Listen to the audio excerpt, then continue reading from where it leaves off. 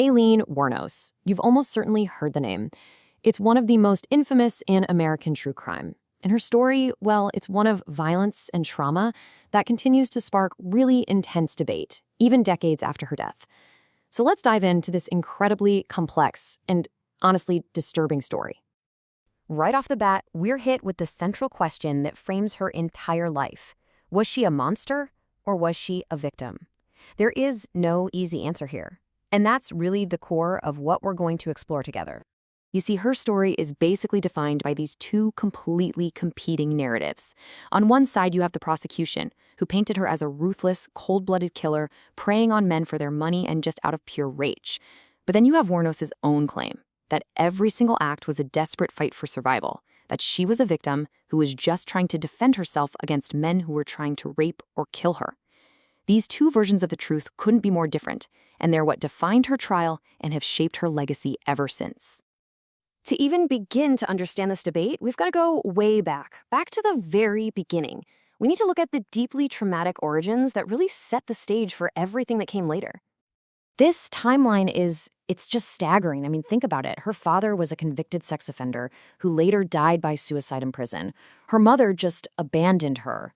So she was then raised by grandparents who were allegedly abusive. And then by her early teens, she was completely on her own, homeless, hitchhiking, forced into survival prostitution. It's just an unrelenting story of instability and exploitation right from day one. So what this really means is that her foundation wasn't just shaky. It was basically built on trauma.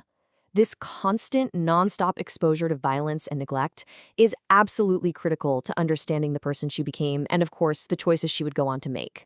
And that history of trauma, it followed her right into adulthood. In the late 1980s, her story shifts from this really personal tragedy to one of public terror. Because along the highways of Florida, a series of brutal murders started to unfold. 7. In just about a year, 7 men were found dead. This single number really captures the scale and the severity of her crimes. It's what transformed her from a drifter into one of the most wanted criminals in the entire state. You know, her case absolutely baffled investigators. Female serial killers are already rare, and their methods are usually very different. They might use poison, or they tend to target people they actually know. Wuornos, though, she defied that profile completely. She killed strangers, she used a handgun, and she operated along highways. Her methods looked a lot more like a male serial killer, which made her incredibly difficult to profile and, for a time, to catch. The legal aftermath was, well, it was both swift and incredibly drawn out.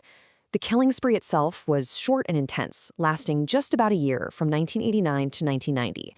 By 92, she was convicted and sentenced to death.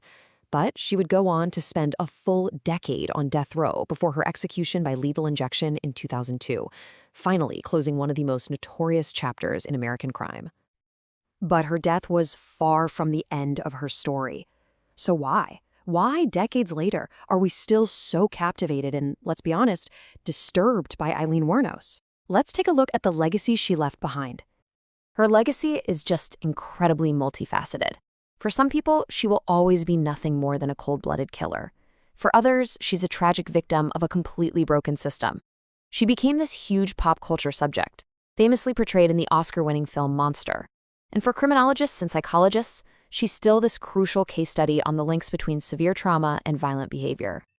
I think what it comes down to is that her story endures because it's this really disturbing reminder of these uncomfortable intersections, between deep personal trauma, societal neglect, and the horrific violence that can bubble up when we fail to protect our most vulnerable. Ultimately, while Wuornos was absolutely responsible for her horrific actions, her life also holds up a mirror to the rest of us. Her story is a powerful indictment of systemic failures in our child welfare system, in mental health support, and in the social safety nets that are supposed to catch people before they fall this far. And that brings us to the final, really challenging question. Eileen Wuornos' dark and complicated story is over, but its legacy forces us to ask, what is our collective responsibility to prevent these cycles of abuse and violence from ever happening again?